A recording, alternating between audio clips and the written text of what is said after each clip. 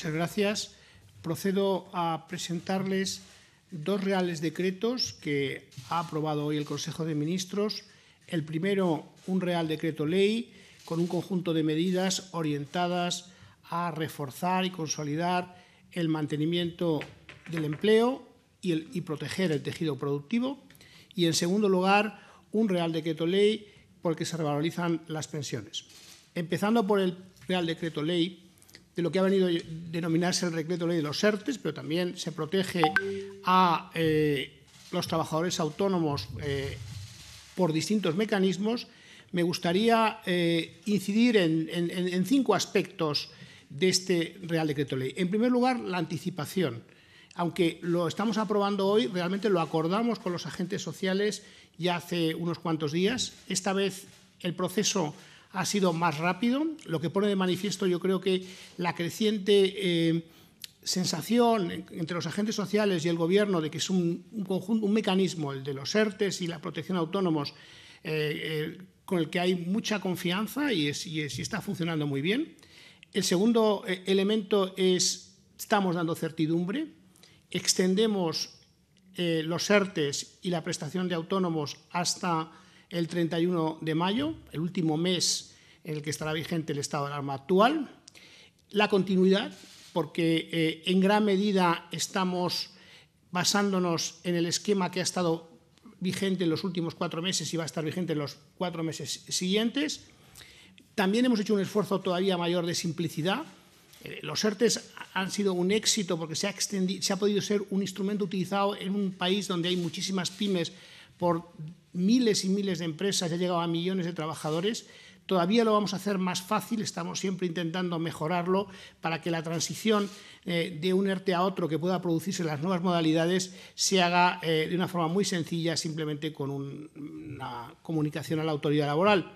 Y me gustaría, por último, enfatizar el consenso. Es un esquema que se ha construido y se ha desarrollado una vez más, y ya, como he dicho antes, esta vez yo diría con más facilidad, ha sido todo muy sencillo, con el acuerdo completo de los agentes sociales, de los sindicatos y de los representantes de los empresarios.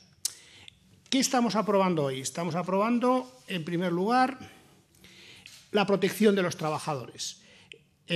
Aquellos trabajadores que estén bajo un esquema de ERTE tendrán una prestación equivalente al 70% de la base reguladora.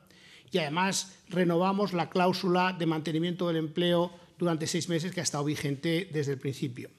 Por otro lado, tenemos una protección del tejido productivo y en ese sentido volvemos a dar continuidad a los 3 esquemas de ERTE que han estado vigentes en los 4 meses anteriores. Por un lado, tenemos lo que ha venido a llamarse ERTE sectoriales y de cadena de valor. Es decir, son aquellos sectores que quien tenga, quien lo quiera comprobar, son aproximadamente unos 50 dentro de lo que es la clasificación de la CNOA de 4 dígitos. Hay 50 sectores que se han identificado con criterios objetivos, que son sectores particularmente afectados por la pandemia y que sigue siendo así. Por supuesto, están todos los que están relacionados con el sector turístico, con algunas modalidades de transporte, la restauración, comidas y bebidas, y ahora se añaden algunos sectores asociados. Además, aquellas empresas que, sin estar en estos sectores, estén muy vinculados por facturación a empresas de estos sectores, lo que hemos querido llamar cadena de valor, también pueden acogerse a este mecanismo de ERTES, que es un mecanismo que no solamente supone para las empresas una exoneración de los costes laborales muy alto de los trabajadores inactivos, sino también de los activos. Este mecanismo de protección, digamos, dual, también a los trabajadores que estén trabajando, supone, de hecho, porque se ha hablado en ocasiones de esto, supone de facto una ayuda directa a estas empresas. La segunda modalidad es la de lo que llamamos ERTES de impedimento por restricciones administrativas. Como resultado de las nuevas restricciones de las comunidades autónomas y en algún caso de ayuntamientos, aquellas actividades que no puedan seguir en cualquier sector y que eso sea fehaciente, tiene una exoneración que en el caso de las pequeñas y medianas empresas puede llegar al 100% de los costes laborales, de la exoneración de los costes laborales asociados a las cotizaciones sociales. Y finalmente, la tercera modalidad es lo que hemos llamado ERTEs de limitación. Son exoneraciones durante estos 4 meses para aquellas empresas que, como resultado de nuevo de restricciones administrativas, se encuentren en una situación en la cual no pueden desarrollar su actividad de forma plena. Y ahí tienen unas exoneraciones también muy importantes, que son decrecientes en el tiempo, que para las pymes en el mes de febrero serán del 100%. Este es el esquema que está vigente en este momento y me gustaría, porque también lo hemos comentado en el Consejo de Ministros y he hecho una presentación sobre cómo ha funcionado este esquema de ERTEs. En el gráfico ese que tienen ahí en este momento, verán ustedes la evolución de los trabajadores en ERTEs desde el principio de la pandemia. Llegamos a tener, en el momento más agudo de la pandemia, 3.600.000 trabajadores protegidos. Después, manteniendo el esquema vigente a lo largo del tiempo hasta el día de hoy y de nuevo hasta mayo, lo que pueden observar ustedes es cómo se ha ido activando los trabajadores y volviendo a la actividad productiva y volviendo al mercado de trabajo crecientemente en el tiempo, sobre todo durante el verano, y finalmente cómo con los nuevos ERTEs a partir de octubre hemos conseguido estabilizar el número de trabajadores en ERTEs con este modelo flexible de nuevas modalidades que les acabo de describir y que seguirán vigentes en unos 700.000 trabajadores, que son estos lo que pueden ver en este momento. Pero me gustaría destacar, y yo creo que lo pueden ver en el gráfico siguiente, hasta qué punto este esquema ha supuesto el mantenimiento del empleo. Y para eso comparamos en ese gráfico esta crisis en el tiempo con la crisis anterior, la crisis financiera. Ponemos el contador a cero al principio de la crisis en un momento y en otro, y como podrán ver, 11 meses después del principio de la crisis del 2008, se había destruido ya empleo por casi 1,5 millones de trabajadores, cuando aquí, como ven, en el caso que es la línea sólida, estamos recuperando empleo y estamos hablando de unos 200.000 aproximadamente. Si quieren ver otro resultado que yo creo que pone de manifiesto hasta qué punto ha sido fácil aprobar esta vez estos ERTEs, porque generan mucho consenso con los agentes sociales, es el grado de activación de trabajadores. Es decir, aquí lo que estamos presentando en estas barras es el porcentaje de trabajadores desde el máximo que estuvieron protegidos en ERTE que han vuelto a trabajar. En el caso de España estamos en un 85% y, como pueden ver, es de los países europeos de tamaño similar que más activación ha habido, a pesar de ser un país frente a otros que objetivamente por su estructura productiva pues, se ha visto más afectado por la pandemia. Es decir, este es otro resultado de que es un esquema flexible de protección que además ha sido compatible con que aquellas actividades productivas que han podido volver a trabajar se les han dado los incentivos y las condiciones para que así sea.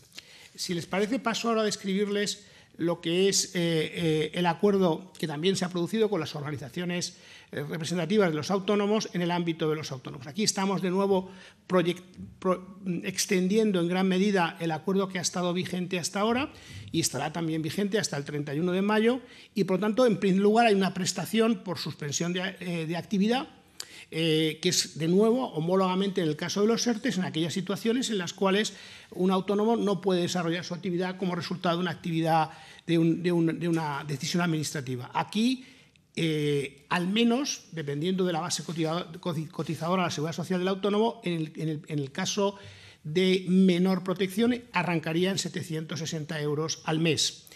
Después hay una protección similar a la que ha existido hasta ahora, con algunos ajustes para adaptarlo a la nueva situación de caída de ingresos, también acordado con los representantes de los autónomos, para aquellas situaciones en las que un autónomo vea caída su actividad, es decir, o no haya recuperado los niveles de actividad en los últimos meses, o no los vaya a recuperar en los próximos meses. Además, para situaciones de trabajadores autónomos en particular vulnerabilidad, con salarios muy bajos, salarios mínimos y que no puedan acogerse en determinadas circunstancias a las anteriores dos modalidades, también existirá una prestación que también podrá alcanzar los 760 euros. Y finalmente también extendemos la prestación para trabajadores de temporada con un mínimo de 660 euros de beneficio económico mínimo. De nuevo, hemos visto en el Consejo de Ministros cómo ha funcionado esta prestación de autónomos y aquí el resultado es todavía más evidente.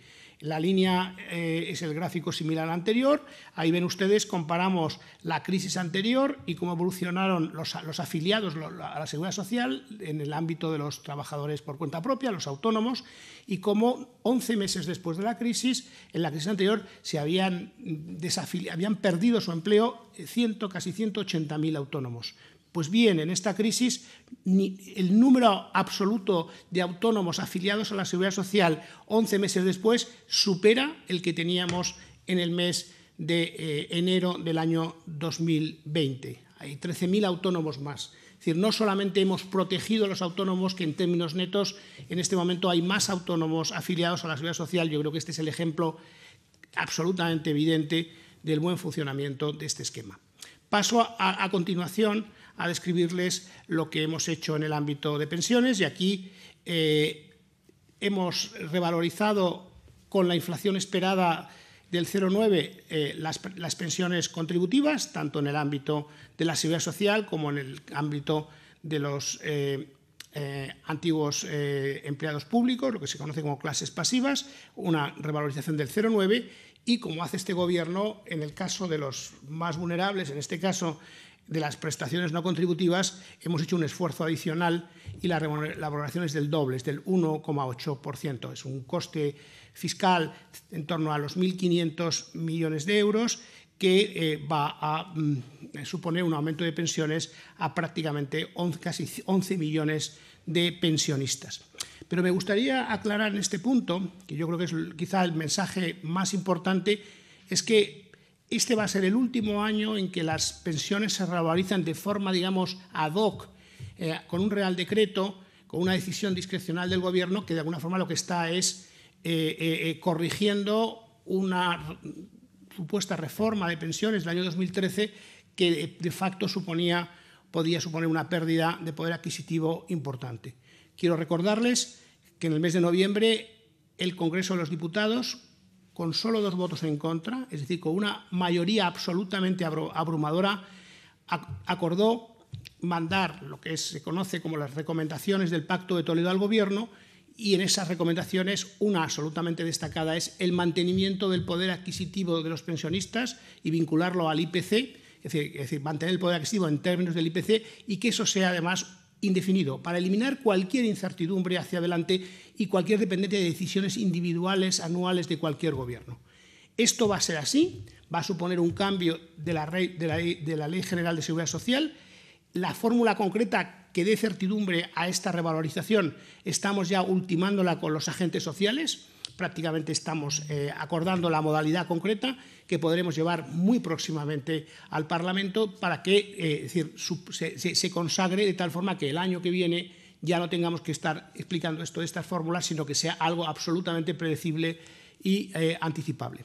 Para terminar, en los mismos Real Decreto, en este caso Real Decreto Ley, hay una medida en el ámbito de pensiones también, que es una medida de justicia y que supone que aquellos trabajadores, personas que salieron del mercado laboral durante la crisis financiera y que no se han podido recuperar, pues se les aplique el régimen de pensiones preexistente a la reforma del 2011, y además esto lo estamos reconociendo con efectos retroactivos desde el 1 de enero, lo anticipamos en su momento, para que puedan tomar las decisiones oportunas y de nuevo también transmitir máxima certidumbre a estos colectivos específicos.